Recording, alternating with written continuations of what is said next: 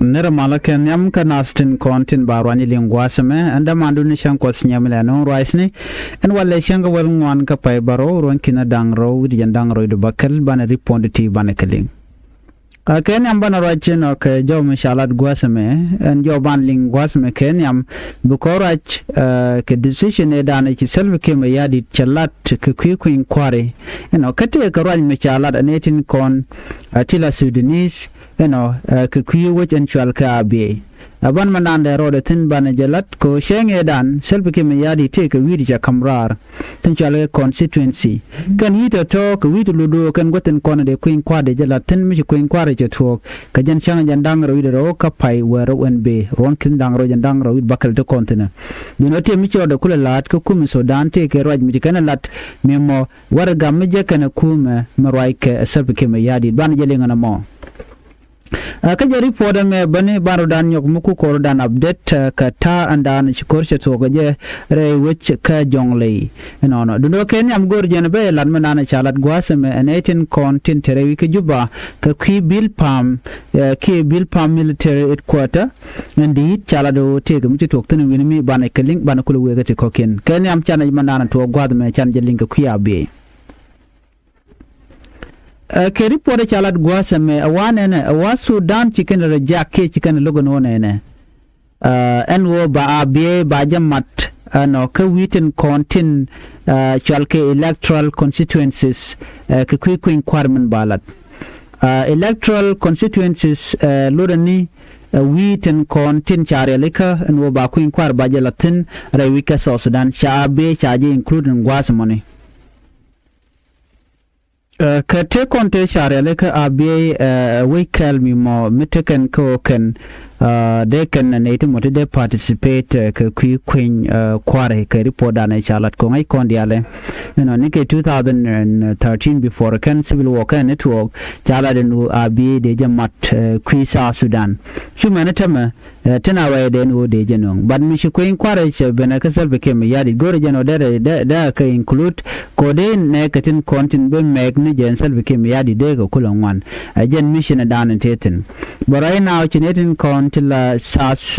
net kon la Sudanese government ki Sudan government chawai la de ne kanishine rejak no ba be baji include ka kaneten kontin be participate ka queen kware ka jaron kin dangro wir jan dangro wir bakale te kontinene chikan rejak no mo amila road right now of course selbe ke mi yadi ngai kon madana lede selbe ke remain ki men la de point da karwa de gore jeno men der la de long jene gore jeno ni di yalen kontre wike Sudan de del kwine je jen mission da na teten so mission mo amila road right now ka ku selbe ke mi yadi ko gore kan no de selbe ke mi yadi there deal part jenta dan let kirm yadi de janon kai kon diale no ne ci self kim yadi che dem part ko sha be che included kata dan ki ganetin kontin be participate ke ku inquiry eneme mi chala de no dong chi me de to ke chi magwa ka jodan chala de kum Sudan of course ngai kon kum Sudan no ngum le ro de tindio jeno sha report shaling no ne kan ji to kor ka gwan me ber to lon pai kan lat ke kan nintin pai we report me chala ken chicken would actual ke emiti jen chicken jako e wa charge luka charge no jena gwandire chicken senten ko jena rami mamede na ke report na chala de ken of course ni kondiale na me che dia chunko de rami mamedong ken shop ke ngodor de je chu senten ko charge lugulo charge no jente ke dur ke lugu dan chalu ni je de nan ni je ngai kon Sudan kam ko rate ko shirmin Sudan te ko de kan mut kare ko winimi but mu kon non wala ka je report me report an shalat ku wa silbi kere jogo jano shu ko include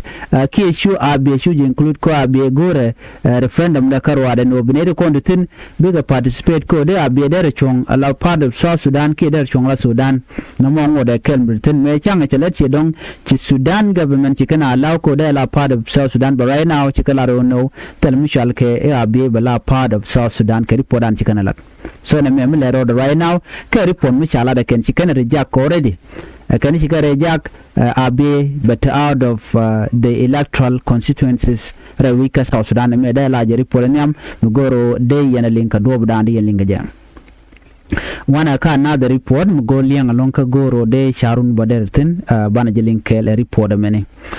take report mi chalat gwase me dora shwal kamo ejuba ki gwada dana te bill permit quarter teten bill permit quarter jen gwada la gwade ni chen madana ngai kondiale no en it quarter mo menen kon mo gwase me ajen bill palm military quarter ke report dana chalat gwase me kanu ngaye take jo mi chala da kenen winimi cha jo la do ne wa tiken ge generator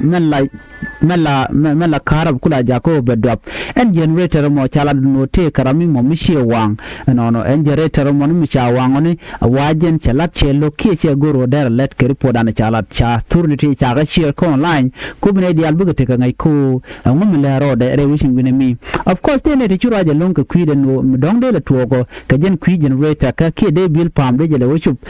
bill wang ne jen generator belo wang cha gu jeno dong te karami mo mi te tetten ko wanga je charam kel chalat ramedani no generator me ko belet no chala no ramedani lede ko be generator belet e wuri shal ke jeral pol nangan cha gwar cha kula kambara din so ge jon ne mi maybe take a connection ka taye dane cha wang ne blue house ke report dane chalat gwas meni of course tell mi cha na confirm kuma bara report mi cha share online mi de yandi alte ngai ke kwide cha ne den kon til lerin mi generally man latin kon letin la de ni cha jugo no biya de shi ne kun menini cha generator cha je kon lat but kana kula ngaje no generator bala de ne ke report dane chalat still ne me amungot kane ne lad no betwogo ne ke baje lad ne de yen shuling bogata dane che togo je gwasme ana me dane che toka ka bil pam no bana wipin no katin kon tin lat karodian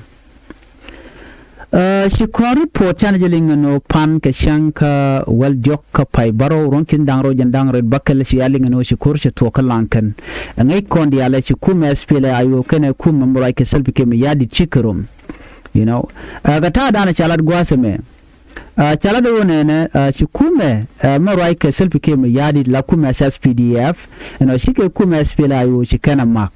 ke shi kana ma gwada na teten kalankan ke ripoda ne shala da wa kor mu dire long ke ripoda ne